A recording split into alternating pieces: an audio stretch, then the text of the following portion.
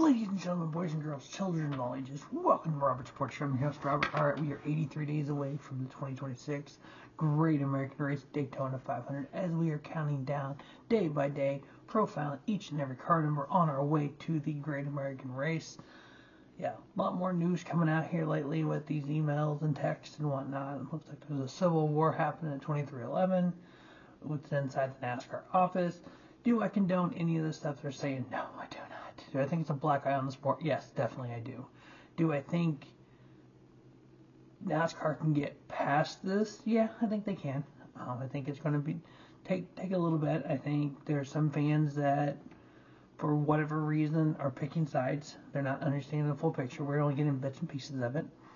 I think if this ends up going to trial, I think that it's tainting the jury pool, possibly. So we'll see what happens. Anyway, 83 days, car number 83 in the Cup Series, 645 starts, 2 wins, 22 top 5s, 93 top 10s, 9 poles. First race February 11th, 1951. Last race November 19th, 2017.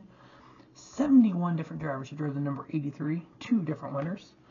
400 races as a Toyota, 89 as an Oldsmobile, 78 Ford, 56 Pontiac, 45 Chevrolet, 12 Mercury, 5 Plymouth, 3 Dodge, 1 Chevrolet, 1 Hudson. Whew, a lot there. All right, Brian Vickers leads the way at 141 starts in the number 83. Remember his team Red Bull at one time. 1 win, 11 top 5s, 34 top 10s, average finish 20.4. Now, people of my era of fandom of NASCAR since the late 80s, when we think the car number 83, we think of Lake Speed and that Kmart car. 92 starts for Lake Speed and 1 win, 6 top 5s, 17 top 10s, average finish 22.4. Matt DiBenedetto, 63 starts, 1 top 10, average finish 30.8. Worth McMillian, yep, never heard of him before.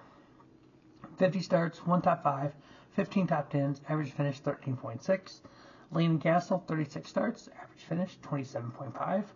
David Ruderman, 36 starts, average finish 31.1. Xfinity side, 109 starts, 6 top 5s, 7 top 10s, 21 different drivers from May 21st, 1983 through November 13th, 2010. Wayne Grubb, 52 starts, 2 top 5s, 3 top 10s, average finish 27.1.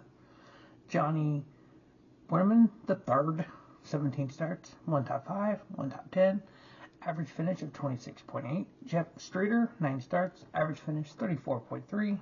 Jeff McClure, 7 starts, average finish 24.1.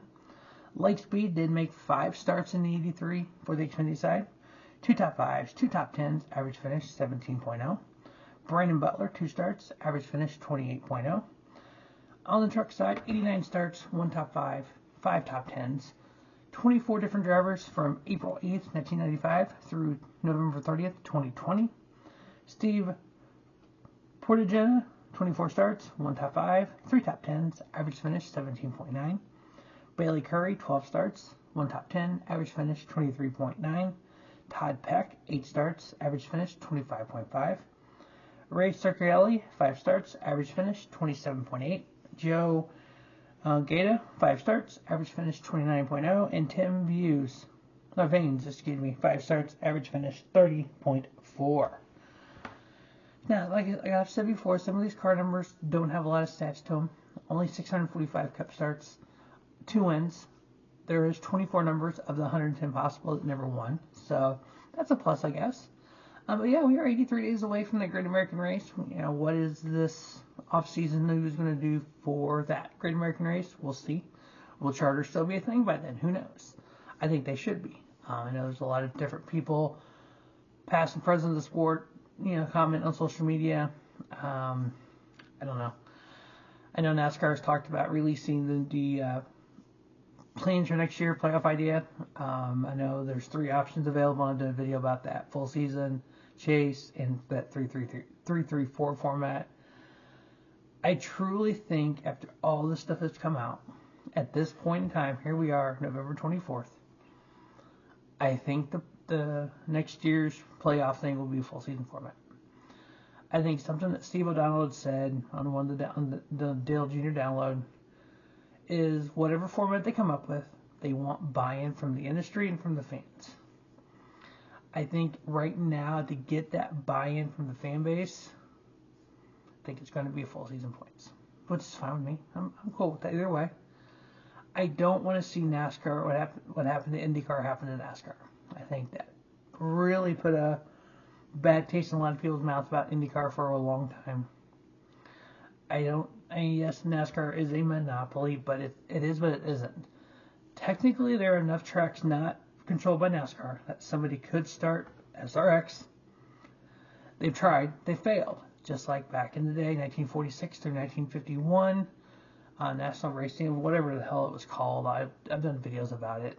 There was a second organization that was actually ran and operated by Bruton Smith, yes, of Speedway Motorsports, of Marcus Smith's father, who one of the greatest promoters in NASCAR history. He ran a series competing against NASCAR. You had to choose either NASCAR or that series. You could not race both. NASCAR did not actually strip points of people in 1950 for running the other series. So, yeah, they tried. It failed. I don't think there's enough to support 2 stock car series. Just like there's not enough to support 2 Major League Baseball, 2 NFL, 2 NBA, 2 NHL. Other parts of the world have sports. There's racing in other parts of the world as well. I just think this needs to be settled. I think there is going to be an 11th hour deal between the 2 sides, and this hopefully the shit stops coming out because it's getting worse and worse. I don't condone what they said about RC at all. I've interacted with some people online about it as well. It's a black eye, period. Plain and simple. But there's been other black eyes in NASCAR history. The death of Dale Earnhardt, for one. Even go back farther than that, back in the 50s and 60s, cheating scandals and whatnot. And I think this is one of those things that's like, I don't understand it. I do think before this is all said and done, the 2 Steves may be gone. In my opinion. I could be wrong. But we'll see. We'll see what comes of it. Anyway, we're 83 days away from the Great American Race. We're going to get there. I hope there's a season. I hope this doesn't just completely just blow everything up and there is no NASCAR anymore. And in 2 years, 3 years, 5 years down the line, we finally have another stock car series. I just hope that doesn't happen. That is obviously worst case scenario. Thing is, NASCAR owns it. It's NASCAR series. They could come out tomorrow and say, we're done. And there is no more. Then what? Thousands of people without jobs. Car owners out millions and millions of dollars. You can't just put together a series overnight. So what do you do? So yeah, I mean, obviously that is just the worst case scenario ever possible. But anyway, we'll see what happens.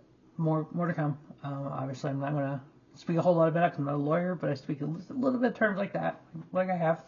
If you look at the last few videos, I kind of little pieces here and there. Just my opinions. But as always, thanks for watching Robert Sports Show. Just have a great day. Have a spiffy day. Robert Sports Show, your YouTube leader in sports channel content.